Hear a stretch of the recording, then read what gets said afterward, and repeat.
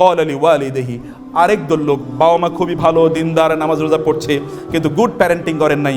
ছোটবেলায় তিনি তাদের সন্তানদের প্রতি ওইরকম দৃষ্টি তিনি দেন নাই। আল্লাহ তাআলা বললেন এই সন্তান, ওয়াল্লাযী ক্বালা লিওয়ালিদিহি, যে তার পিতা মাতাকে লক্ষ্য করে বলল, উফিল লাকুমা, এই স্টপ ইট, চুপ করো, আমি তোমার কথা শুনতে চাই না।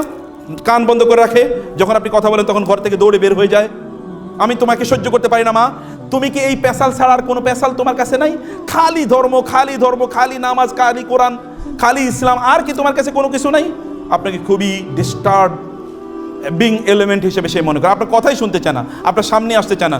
বাসায় যখন যায় ঘরের দরজা বন্ধ করে দেয়, কম্পিউটার নিয়ে বসে থাকে, গেমস খেলে না কি খেলে, বন্ধুদের সাথে চুটি আড্ডা দিচ্ছে, রাত জুড়ে ঘুমায় না, দিনের বেলা ঘুমায়, সকালে ঘুম থেকে ওঠে না, ফজরের নামাজে আপনি ঘুম থেকে উঠাইতে পারেন না, বিভিন্ন, আপনি তার কারণে প্রচণ্ড বিরক্ত।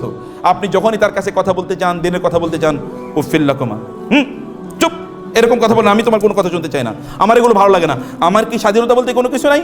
আমার উপর ধর্ম চাপিয়ে দেও কেন? আমি কি আমার মতো করে চলতে পারি না? আমি কি আমার লাইফকে এনজয় করবো না? আমার বন্ধুদের দিকে তাকাও, তারা কত ভালোভাবে জীবনযাপন করে, এবং ও চিন্তা করে কবে আমি কলেজে ভর্তি হব, কবে ইউনিভার্সিটিতে ভর্তি হব, তখন এই বাবা মার কাছ থেকে আমি চলে যাব। আমার এদের এত প্রেশার একেবারে ভালো লাগে না। বন্ধুদেরকে গিয়ে বলে যে না, আমার মা না খুবই ডিস্টার্বিং। এবং আপনি যদি তার হোয়াটসঅ্যাপ অথবা যদি তার মেসেঞ্জার চেক করে দেখেন, তাহলে দেখবেন বন্ধুদের ব্যাপারে, বন্ধুদের সাথে আপনার বিরুদ্ধে প্রচুর পরিমাণ কথা, মানে আপনাকে সহ্য করতে পারছে না, আপনি মা হিসেবে, বাবা হিসেবে খুবই ডিস্টার্বিং, আপনি তার জন্য খুবই ব্যারিয়ার, আপনার কাছ থেকে সে মুক্তি চায়। যদি বাংলাদেশের 999-এ ফোন করে পুলিশকে বলা যেত যে আমার বাবা আমার মা আমাকে ডিস্টার্ব করে, তাহলে পুলিশ এসে এই সন্তানকে নিয়ে যেত এবং আপনাদেরকে কারাগারে নিয়ে যেত, অথবা সেপারেট করে দিত, অথবা বলেই তো যে আগামী 10 বছর এই সন্তান এই পিতামাতার কাছে আসতে পারবে না, কারণ এই পিতামাতা very toxic parents, very toxic, এরা হচ্ছে টক্সিক প্যারেন্ট। অতএব এই টক্সিক প্যারেন্টের কাছে বা এর খুব রিস্কি প্যারেন্ট, এদের কাছে সন্তানকে নিয়ে যাওয়া যাবে না। ইউরোপ যে কাজটি করেছে, এরকম একটা জায়গায় চলে যেত, এরকম উফিল লাকুমা, আর তোমাদের কথা আমি শুনতে চাই না, একেবারে মানে আপনার মুখের উপর হয়তো বা যাতা আপনাকে বলে দিয়েছে।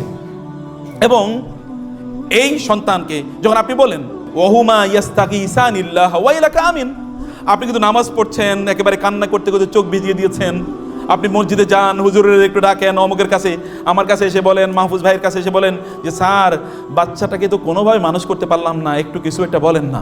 আপনি এখন তাকে অমুক বড় স্কলার একটু লেকচারগুলো দেন, ও এটার দিকে সিনও করে না, একদিকে তাকায় না, ওইদিকে তাকায় না, ওর কথা তার শোনার মানে মানসিকতাই না। আপনি তাকে রাসূলের জীবনী পড়তে দেন, রাসূলের জীবনী সে পড়ে না।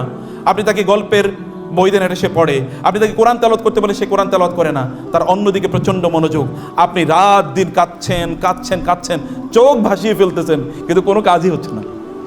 ওহুমা ইয়াস্তাগীসানিল্লাহ, এবং আপনি কোন এক সময় বিরক্ত হয়ে বলছেন ওয়াইলাক, তোমার ধ্বংস, তোমার মতো সন্তান জন্ম দিয়ে আমার ভুল হয়েছে, তোমার জন্য আমি ইনকাম করছি। বাবা হয়তো চিৎকার করে বললেন সারাদিন তোমার জন্য আমি এত কষ্ট করলাম। মাধব বললেন তোমাদের জন্য জীবনটা আমি শেষ করে দিলাম, কিন্তু তোমাদেরকে মানুষ বানাতে পারলাম না। আপনি বলেন ওয়াইলাকা আমিন ইন্না ওয়াদাল্লাহি হক।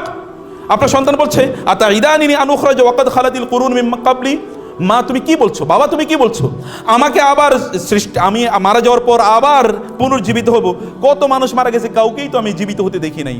সে হয়তো ভাই স্পষ্ট করে আপনাকে বলে না, কিন্তু এটা সে লালন করে, এই কথা সে লালন করে। আপনি খুবই বিরক্ত, আপনি এখন তার ধ্বংস কামনা করেন। ও যদি মরে যায় তাহলে ভালো হয়, ও মরে যাক, তুই মরে যা, তুই আমার চোখের সামনে আসবি না, এই তো আপনি বলছেন, কিন্তু কোনো কিছু কাজ করছে না, কোনো কিছুই হচ্ছে না, কোনো কিছু হচ্ছে না। ওয়াদাল্লাহি হক, তখন সেই আপনার সামনে অথবা আপনার চোখের আলে গিয়ে বলে মা হাদা ইল্লা আসাতিরুল আউয়ালিন, এই সকল গাল গল্প বন্ধ করো তো।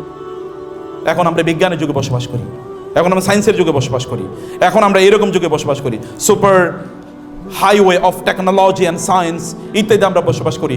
আমরা এখন বিজ্ঞানের কত, ম্যাথমেটিক্সের কত, আমরা এখন সারা বিশ্ব নিয়ে এখন আমরা চিন্তা করি। তুমি এগুলো বাদ দাও তো, এ ধর্মান্ধতা বাদ দাও, সেকেলে ধর্ম বাদ দাও, বাপদাদার আমলের সব কথা বাদ দাও, এই তুমি মধ্যযুগীয় এই জাতীয় মানসিকতা পরিত্যাগ করো।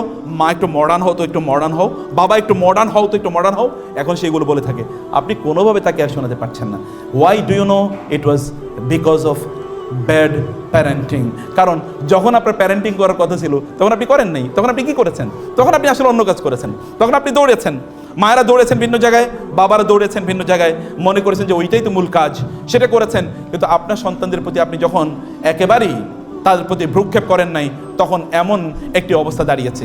বোনেরা আমার, ভাইয়েরা আমার, এখন আপনার যে বয়সে আছেন, আপনার সন্তানরা যে বয়সে আছে, time is not yet over, still you can handle and rein in. আপনি কিন্তু এখনও চাইলেই আপনি অবশ্যই আপনি আপনার